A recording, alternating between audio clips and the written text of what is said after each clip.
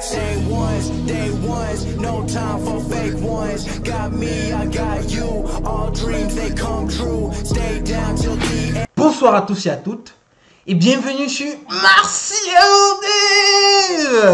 Dev. Ah bah c'était nouveau ou c'était une nouvelle sur la chaîne, bah écoute, bienvenue sur Martial Dev. Par contre, si tu passes par là, juste comme ça, bah s'il te plaît, n'oublie pas de me mettre un petit like. Il doit y avoir également un bouton rouge quelque part par là, je sais plus où c'est. Bah mais qu'est-ce que t'attends? Ne fais pas dans la sorcellerie mon frère. Mais moi, abonne-toi. Alors, aujourd'hui, on va continuer. Aujourd'hui, on va voir comment on peut interroger une base de données sans utiliser des requêtes pures SQL. C'est-à-dire qu'on va interroger notre base de données en utilisant toujours la puissance de l'ORM. Ok? Donc, la dernière fois, on en a parlé. Écoute, si tu n'as pas vu la dernière vidéo, c'est la vidéo numéro 10 de la série Comment développer vos applications web professionnelles avec Python et Flask. Si tu n'as pas vu, voilà le dernier épisode, je t'en prie. Bah, qu'est-ce que tu attends? Va regarder, ça ne te coûte rien. Et bah, aujourd'hui, qu'est-ce qu'on va faire? On va, comme je le disais tantôt, on va voir comment interroger notre base de données. Donc, j'ai préparé... j'ai supprimé toutes les données qu'on avait insérées précédemment dans notre base de données. Donc, comme vous pouvez le constater, nos tables sont vides. Alors, j'interroge donc les différentes tables pour que vous puissiez en avoir le cœur net. Donc, vous voyez bien que la table book, elle est vierge. La table publication également, elle est également vierge. Donc, on a rien dans les deux tables. Ok. Donc, j'ai préparé voilà ce petit fichier pour insérer voilà des données un peu plus sensibles dans notre base de données. Donc, j'ai là les différentes données concernant la table publication. Ici les différentes données concernant la table book. Donc qu'est-ce qu'on va faire, c'est que comme à l'accoutumée, on va cliquer sur notre terminal, puis on entre dans la console, on va entrer dans la console, voilà, ça fait comme ça, on a la console Python. Et puis ce qu'on va faire en fait, c'est qu'on va importer de notre fichier app, on va importer l'instance de la base de données, notre classe, puis l'autre classe également. Ok, bah, c'est correct. Bah, maintenant ce qu'on va faire, c'est qu'on va créer des instances de notre classe. Vous savez, il y a trois processus toujours pour insérer des données dans notre base de données en utilisant la puissance de l'ORM. La première, c'est de créer une instance de la classe. La deuxième, c'est d'ajouter ces instances à la session de la base de données. Et la troisième étape, c'est de sauvegarder ces données effectivement dans notre base de données. Donc, qu'est-ce qu'on va faire? Donc, voilà les instances de ma classe. Donc, on va commencer avec... ma copier. Non, ça, s'il te plaît. Non. Alors, ce qu'on va faire, c'est que... Oh là là. Alors, ce qu'on va faire, c'est qu'on va coller tout ça là. On va copier de nouveau.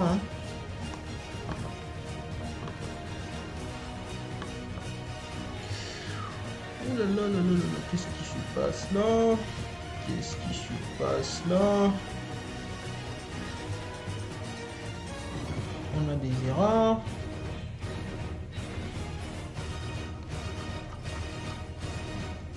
Oh là là, des erreurs d'indentation. Oh là là, c'est pas possible tout ça. Donc on va copier une à une alors. Donc on fait comme ça, on fait comme ça. Putain de merde, c'est pas possible. Excusez-moi les gros mots.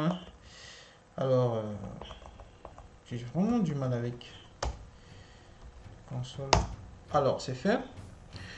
Donc, puis on va avec le second objet métier. On colle. Et c'est fait. On va avec le troisième objet métier.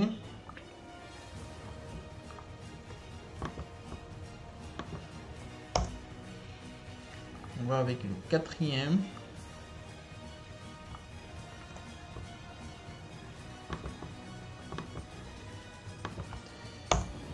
Voilà. On va avec le cinquième.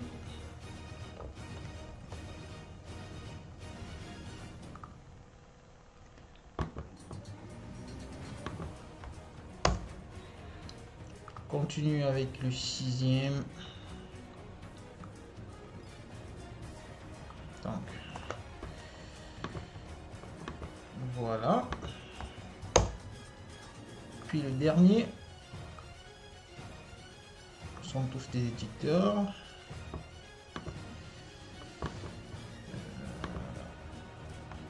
Voilà, et c'est fait. Maintenant, ce qu'on va faire, c'est qu'on va ajouter tout ça à la session de notre base de données. Donc, on va faire db.session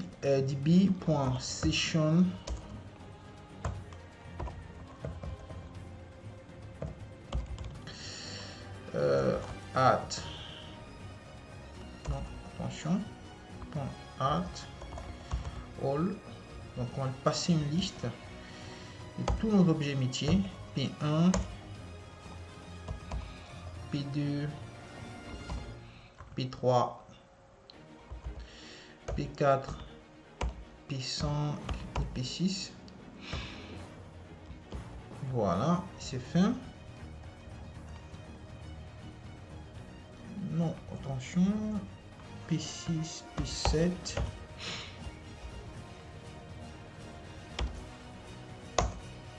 C'est fait. Donc maintenant, on va sauvegarder tout ça dans notre base de données. Faisons db.session.commit. Qu'est-ce qui s'est passé? Moi, je fais toujours des erreurs. Alors, object has no attribute session. Alors, commençons. Alors, j'ai mis 3s. Donc, attention. OK. Donc, maintenant, on vérifie notre base de données. Voilà. Qu'est-ce qu'on va faire? La classe publication, c'est 100, je pense. C'est sur la classe publication. On interroge de nouveau. Et puis, on voit toutes les informations qu'on a à peine, voilà, sauvegardées dans la base de données, à travers la console du Python. Donc, on va faire de même pour les instances de la classe book.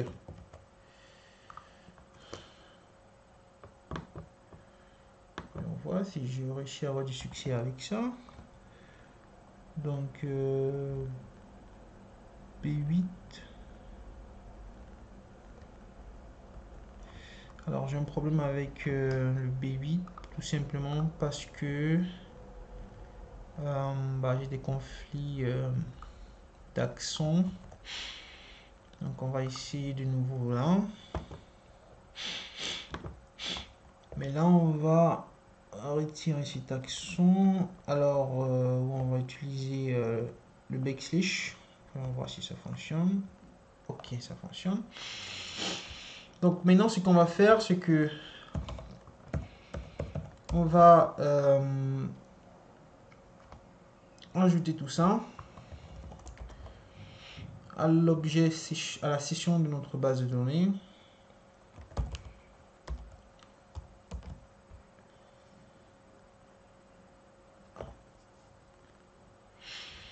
Donc là, on va mettre B1, B2, B3, B4, B5, B6, B7, B8, B9, B9, attention, B9, B10. Donc bien, alors j'ai entré les informations correctement.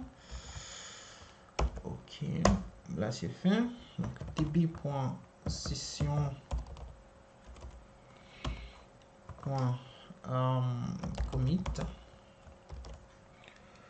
db.session.commit. Ok, on vérifie notre base de données, on vérifie la table book. Attention, je viens ici, je fais la query de nouveau. Et puis on voit toutes les informations ont été créées. Donc à noter, attention, je réduis un peu le navigateur pour que vous puissiez également avoir l'aperçu global. Ok, faisons comme ça, réduisons encore un peu. Réduisons encore un peu. Ok, comme ceci, je pense que ça peut aller. Donc voilà, toutes les informations ont été entrées avec succès. Voilà. Notez bien la table PubDate. La date est insérée automatiquement. La colonne PubDate est peuplée automatiquement avec l'heure courante à laquelle l'objet a été créé, tout simplement. Donc au moment où je presse sur le bouton Commit, voilà, c'est la date à cet instant-là est enregistrée dans la base de données.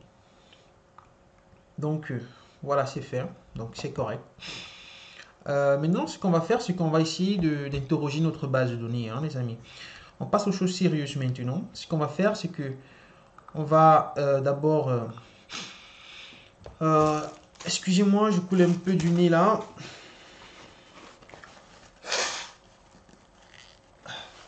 Excusez-moi. Donc, ce que je vais faire, c'est que je vais utiliser l'objet book.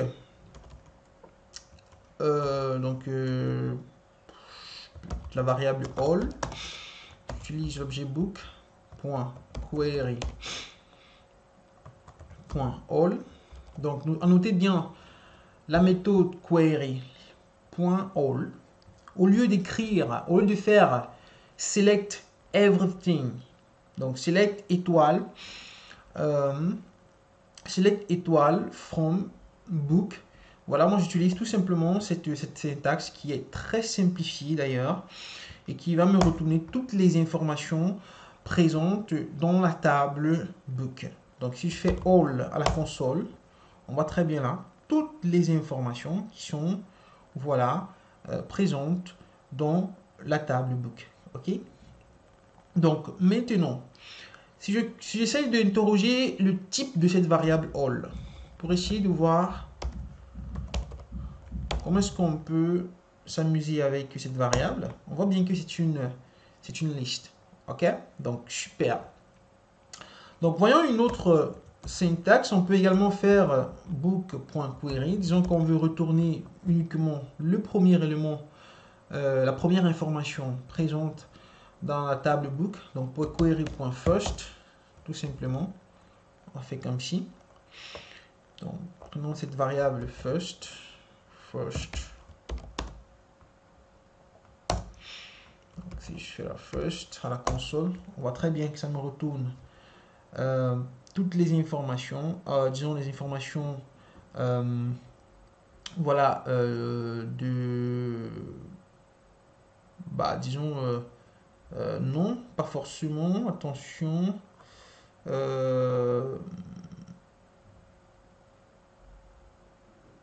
attention là, les amis. Donc répétons d'abord la query pour que vous puissiez voir en temps réel c'est qu'elle me retourne. Donc on voit très bien, vous voyez très bien la différence, non? Donc ça me retourne à toutes les informations de la première information présente dans notre table. Ok. Donc si on continue avec, il y a la possibilité également de filtrer les informations toujours dans notre table en utilisant une méthode également spécifique qui s'appelle filter by. Donc je peux faire, voilà, disons la filter. Donc je peux faire la book.query.filter filter by. Donc disons que on veut filtrer les informations dans notre table par le format. Donc je pense que c'était format égal, disons format push. Voilà.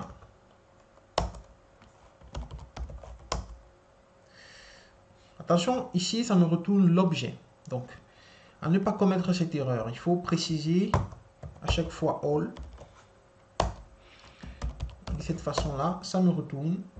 Ça me dit bien qu'il n'y a aucune information qui correspond à la variable format, qui correspond à cette interrogation dans notre base de données. Alors vérifier. Donc format poche, effectivement aucune, parce que j'ai passé poche avec pi minuscule. Donc on voit très bien qu'ici poche a poché en P minuscule, donc en P majuscule autant pour moi. Donc je vais très rapidement modifier ça. Et rappeler de nouveau ma variable. On voit très bien là que ça me retourne les informations de notre table dans une liste, voilà, qui correspond effectivement au format poche. Ok. Donc allons un peu plus en profondeur et essayons de faire cette interrogation à travers order by. Donc disons qu'on veut faire boot.query order by. Donc, vous voyez très bien que c'est la syntaxe est beaucoup plus simplifiée. Hein. Et donc, disons qu'on veut ordonner par le titre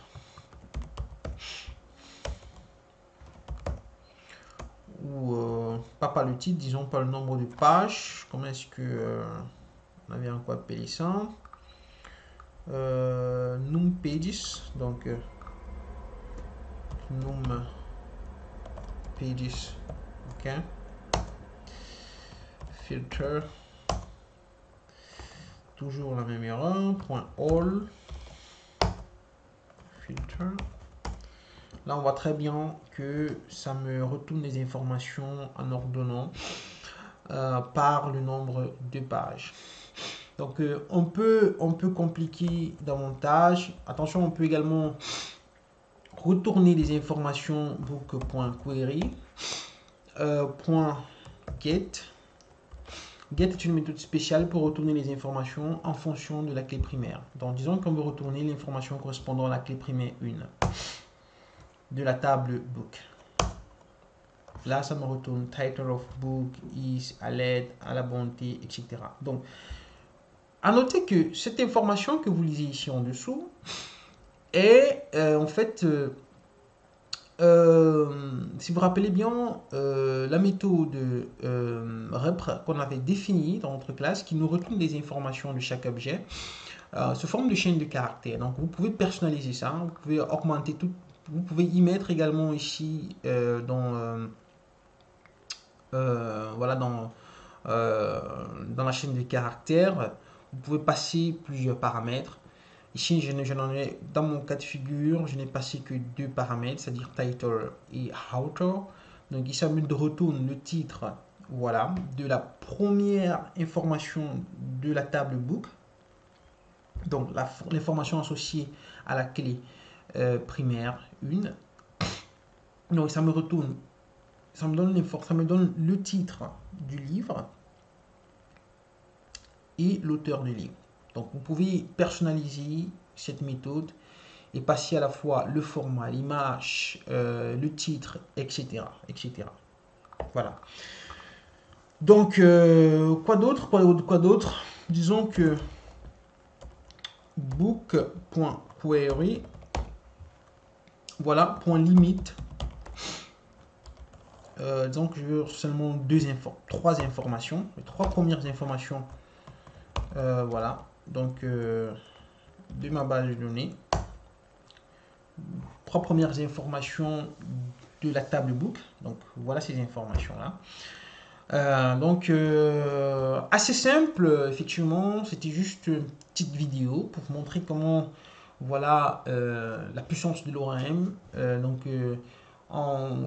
voilà, en une ligne de code, vous retournez, vous pouvez interroger votre base de données, tout simplement, au lieu d'utiliser voilà, de la syntaxe sur SQL. Donc ici, on utilise la syntaxe un peu plus haut niveau et qui nous facilite davantage la tâche. Ok. Bah écoute, si tu as apprécié cette vidéo, il ne faudrait pas qu'elle soit longue. Mets-moi un petit like et abonne-toi juste en bas, en dessous, il y a un petit bouton en dessous là. Voilà, abonne-toi et bah, la prochaine, si tu as des questions, bah, fais-les moi savoir. Ok, je suis à ta disposition. À la prochaine.